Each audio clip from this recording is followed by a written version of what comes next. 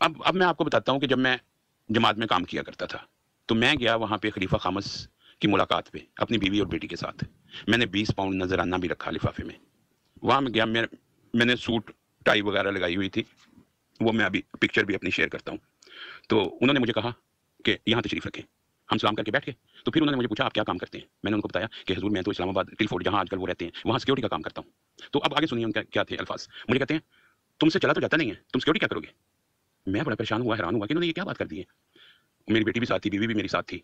मुझे बड़ी शर्म आई इस बात पे। तो फौरन मुझे एहसास हुआ कि ये हैसियत देख के बात कर रहे हैं, ये खुदा के खलीफा नहीं हो सकते। क्योंकि फिर मुझे दूसरा ख्याल आया कि रसूल पाक सल्लल्लाहु अलैहि वसल्लम ने हजरत बिलाल हबशी को क्या मुकाम दे दिया था और ये मुझसे क्या बात कर रहे हैं। ये है जी वो तस्वीर जब मैं उनसे मुलाकात करने के लिए गया था। तो इसमें तो आप नहीं पहचान सकते कि ये सिक्योरिटी ऑफिसर है या कोई डॉक्टर इंजीनियर है। तो अब दोस्त अहबाब, अहमदी, बहन भाई, इस बात से अंदाजा लगा लें। अब यहाँ पे एक और तस्वीर मैं शेयर करता हूँ जो मियाँ वकास साहब के साथ है, खलीफा साहब के बेटे के साथ, मियाँ वकास साहब के साथ, वो भी मैं शेयर करता हूँ आपको। जी मोहतरम, अब मैं चाहती हूँ कि ज़रा हम सवाल जवाब का सिलसिला तेज़ करें, तो उसमें आप प्लीज़ बेशक ब्रीफ जवाब दें, बहुत डिटेल में बेशक आप ना जाएँ क्योंकि आप काफ़ी डिटेल से ऊपर बयान कर चुके हैं। अब आप मुझे ये बताएं कि जमात अहमदिया जो इस वक्त मुश्किलात का शिकार है और लाइक हॉट वाटर्स में है और मेरा मतलब है इस निदा वाली ऑडियो लीक होने की वजह से काफ़ी किस्म के प्रेशर्स का सामना कर रही है, तो क्या उसकी वजह ये हो सकती है कि उन्होंने मुजद्दद को छुटलाया है? जी अर्शी मलिक साहब, मैंने आपका सवाल सुन लिया है। मैं बिल्कुल ये समझता हूँ कि ये जो कुछ हुआ है, क्योंकि कुरान शरीफ में है कि एक पत्ता भी खुदा ताला की मर्जी के बगैर नहीं हिलता। ये निदा का जो मामला है, ये मैं 100% मैं समझता हूँ कि ये सच है। उसकी वजह ये है कि मैं रबुआ के माहौल को जानता हूँ, मुझे सारा सिस्टम जानता हूँ। अब जो ये मिसालें दी जा रही हैं कि जी हज़रत आयशा पे भी इल्ज़ाम लगा था, ज़ुलेखा ने भी ये किया था, वो हज़रत आयशा पे इल्ज़ाम लगा था। हज़रत आयशा ने नहीं किसी पे इल्ज़ाम लगाया था। ज़ुलेखा कौन थी? ज़ुलेखा ना तो वो नबी के ख़ानदान में से थी, ना वो मसीह मौऊद अलैहि सलाम के ख़ानदान में से थी। इसलिए ये मिसालें देते वक़्त इंसान को सोचना चाहिए। बिल्कुल ये जो हॉट वाटर, ये जो प्रॉब्लम्स आ रही हैं, ये क्रिएट हो रही हैं, बिल्कुल उसी वजह से हो रही हैं। 100% उसी वजह से हो रही हैं। जिस कौम की मोरालिटी तबाह हो जाती है, स्पेशली अगर वो मजहबी जमात हो और उसकी मोरालिटी तबाह हो जाती है और रेप कल्चर और उसे जा बजा जिधर से देखो ऐसे इल्जामात सामने आने लगते हैं और ऐसे केसेस सामने आने लगते हैं, तो उसके बाद उस जमात की मिसाल तो ऐसे है कि जिसको अंदर कैंसर जो है वो फैल कर उसको रग रग में उतर चुका हो, लेकिन ऊपर से खूबसूरत और कीमती कपड़े पहनाकर उस मरीज को यूं दिखाया जा रहा हो कि गोया कि इसकी शान शौकत देखो, इसका मुजयन और खूबसूरत लिबास देखो और इसकी ज्वेलरी देखो और इसके गहने देखो और इसका तख्त देखो और इसका ताज देखो, लेकिन अंदर वो जो शख्स है वो बिल्कुल अंदर से तबाह बर्बाद हो चुका है।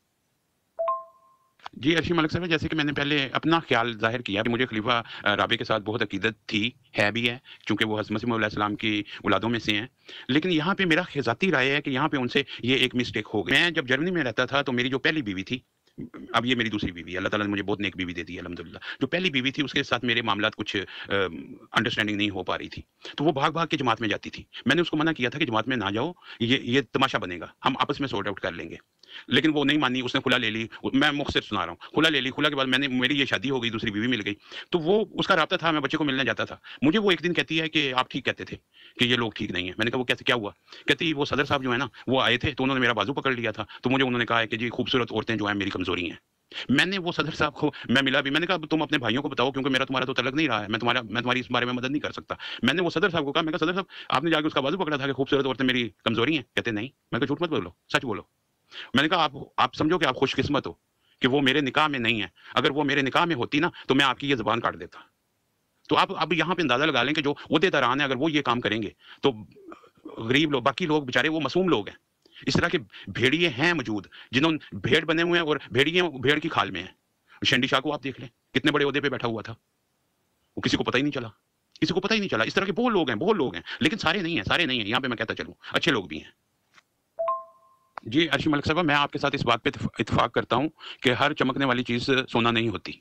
बिल्कुल आपकी बात ठीक है। अब उसकी मिसाल आप देख लें लव फॉर ऑल से। ये love for all, hated for none, इसका मतलब क्या है? लेकिन उसके बाद आप टर्म्स एंड कंडीशन लगा देते हैं। ये आपने वेस्ट मुआशरे के लिए ये चीज़ें रखी हुई हैं। Love for all, hated for none, या प्यार है या नहीं है। बीच का रास्ता तो मैं मानता ही नहीं हूँ। बीच का रास्ता नहीं होता। एक बात होती है, मुनाफ़िक़त नहीं हो सकती। जमाते अहमदिया का देखें ये है कि वो जैसे कहते हैं गालियाँ सुन के दुआ दो, पाके दुख हराम दो। सन 1974 में रबवा के रेलवे स्टेशन पे अगर वो लोग गालियाँ दे के गए थे या नंगे होके गए थे, तो वो चले गए थे, वापसी पे भी उनको जाने देते। क्यों उनको डंडों से मारा था वहाँ पे? उसके बाद ही तो हालात सारे खराब हुए थे। और भुगते किसने थे? लोगों ने, आम अहमदियों ने, गरीबों ने, जो चंदे भी देते हैं, सारा कुछ करते हैं, भुगते तो उन्होंने था सारा कुछ। मैंने खुद देखा है, मैं खुद हमारे घर के बाहर मजमा इकट्ठा हो गया था। हम रातों-रात वहाँ से निकले थे। जमात अहमदिया का अंदरूनी डिसिप्लिन इतना शदीद है कि ऊपर के लोगों की मर्ज़ी के बगैर कोई पर भी नहीं मार सकता, खलीफा साहब की मर्ज़ी के बगैर। तो ये जो तालिब इल्म थे, आई मीन ये जो निश्तर मेडिकल कॉलेज के तालिब इल्म जब वापस जा रहे थे, तो उन पर जो खुद्दाम ने हमला किया रब्वा रेलवे स्टेशन पर, और उससे पहले ही वो वहाँ से पीछे से ही उसमें ट्रेन में सवार होकर आ रहे थे, रब्वा रेलवे स्टेशन पर ट्रेन को रोक कर। तो ये आपके ख्याल में किसके हुक्म से हुआ? क्योंकि अपने तौर पर तो इनके लोगों में इतनी जुर्रत नहीं है कि ये खुद ही इकट्ठे होकर कितना बड़ा फैसला कर लें कि जी इस तरह से हम ये करेंगे। तो इसके पीछे कौन था? जी, अर्शी मलिक साहिबा, मैंने आपका सवाल सुन लिया है। मैं जब बचपन में अपनी दादी के घर में रहा करता था, तो मेरी दादी जान भुट्टो की बड़ी फ़ैन थी। अब मुझे उस वक़्त तो इस बात की समझ नहीं आती थी, और भुट्टो के लिए इन्होंने कैम्पेन भी चलाई थी, खलीफा राबे ने और खलीफा सालिस ने। अब यहाँ पे मैं आपको एक बात बताता मैंने जब भुट्टो के मुतालिक दुआ की थी, एक ज़माने में भुट्टो की मैंने बहुत मदद की थी। अब यहाँ पे मैं आपको एक बात बताता चलूँ कि हज़रत मसीह मौऊद अलैहिस्सलाम ने मना किया था कि सियासी कामों में हिस्सा नहीं लेना मियाँ अज़ीज़ साहब को, जो उनके पोते थे, मियाँ सुल्तान साहब के जो बेटे थे। उनको निज़ाम जमात से अलग कर दिया था कि आप कोई किसी जमात के काम में हिस्सा नहीं ले सकते जब तक आप वो सियासत नहीं छोड़ते। तो नबी की बात को मानना एक सुन्नत होती है। तो इन्होंने फिर क्यों उस सियासत में हिस्सा लिया था, भुट्टो की सियासत में? बाद में भुट्टो को कह दिया कि ये ज़मीनी कीड़ा है, जब उसने इनको ठोकर मारी। अच्छा, अब ये कहते हैं कि जी हमने भुट्टो ने हमें कहा था कि दी है। तो इन्होंने फिर क्यों उस सियासत में हिस्सा लिया था, भुट्टो की सियासत में? बाद में भुट्टो को कह दिया कि ये ज़मीनी कीड़ा है, जब उसने इनको ठोकर मारी। अच्छा, अब ये कहते हैं कि जी हमने भुट्टो ने हमें कहा था कि टीच देम ए लेसन, कि जो वापस आएँगे तो टीच देम ए लेसन। जी हमने भुट्टो ने हमें कहा था कि टीच देम ए लेसन, कि जो वापस आएँगे तो टीच देम ए लेसन। तो बिल्कुल आपकी बात ठीक है। उस वक़्त अज़ीज़ भांबड़ी साहब का दौर था, वहाँ पे चिड़िया पार नहीं मार सकती थी। मैंने सब कुछ देखा हुआ है, ऐसी ही है बात। हम लड़के गाली थोड़ी-सी निकाल देते थे ना, तो उसके ऊपर सज़ा मिलती थी कि ये गाली क्यों निकाली है। किसी लड़की को कोई छेड़ देता था ना, तो उसको सज़ा मिलती थी, निज़ाम जमात से खराज हो जाता था उसका। बिल्कुल ऐसे ही है। ज़ाहिर है कि ये ऑर्डर ऊपर से ही आए थे कि वहाँ उनको मारो। और अब बात ये है कि जो मुस्लिम मौद जिस वजूद का वादा किया गया था, उसने तो इस्लाम को दुनिया के किनारों तक पहुँचाना था, और ये खुद दायरे इस्लाम से खारिज होके बैठे हुए हैं। उसकी वजह क्या है? क्योंकि भुट्टो के तल्लुकात थे खलीफा राबे के साथ, ये उनको मिलते-जुलते थे। और भुट्टो को इन्होंने ही बताया था कि जो निज़ाम जमात की पाबंदी नहीं करता, हम उसका अखराज कर देते हैं। भुट्टो ने इन्हीं से सीखा था, और वही काम उसने पार्लियामेंट में जाके कर दिया। उसने कहा चलो तुसी तो छुट्टी करो ना, दायरा इस्लाम चों ही खारिज। इन्हीं से सीखा था, उसने इन्हीं से सीखा था। जब वो ज़मीनी कीड़ा था, तो इनको तो इल्हाम होते थे। ये खुदा ताला से दुआ करके पूछ लेते कि हम इसकी मदद करें या ना करें। This is the big question mark. जी मोहतरम, और अब जब वो ज़मीनी कीड़ा था, तो इनको तो इल्हाम होते थे। ये खुदा ताला से दुआ करके पूछ लेते कि हम इसकी मदद करें या ना करें। This is the big question mark. जी मोहतरम, शुरू में आपने जब आप अपने हालात बयान कर रहे थे, उसमें आपने एक जगह बयान किया था कि आपने लंदन में जामिया में काम किया। 1 साल का जो आपका वो एक्सपीरियंस था, वो आपका बुरा तरीन साल था। तो ये क्यों? इस बारे में अगर आप कुछ बताना चाहें। जी, मैं जब वहाँ पे मैंने काम किया ना, मेरी तो सोच कुछ और थी। मैं जब बाहर से दूर से देखता था, तो मैं सोचता था कि देखो ये कितने अज़ीम लोग हैं, जिन्होंने अपनी ज़िंदगियाँ वक़्फ़ की हुई हैं, अपनी कुर्बानी दी हुई है जमात के लिए, इस्लाम के लिए, और ये इतना काम कर रहे हैं। लेकिन जब मैं वहाँ पर गया, तो मैंने वो मुनाफ़िक़त देखी, बैकबाइटिंग देखी, और हक़ारत देखी अपने से छोटे के साथ।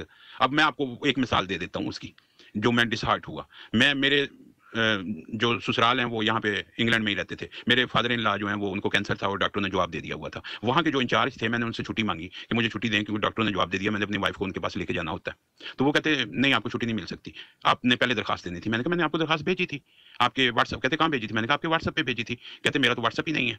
मैंने उनको अपने मोबाइल से उनकी व्हाट्सएप, उनके नंबर का व्हाट्सएप, उनकी तस्वीर दिखाई, और वो ब्लू टिक हुए हुए थे। मैंने कहा ये देखें। मैंने कहा आप झूठ क्यों बोलते हैं? अगर आपने पढ़ा नहीं है, तो ये एक अलग बात है, हो सकता है आपने ये पढ़ा ना हो, या आपने इसको इग्नोर कर दिया हो। लेकिन आप ये क्यों कहते हैं कि मेरा तो व्हाट्सएप ही नहीं है?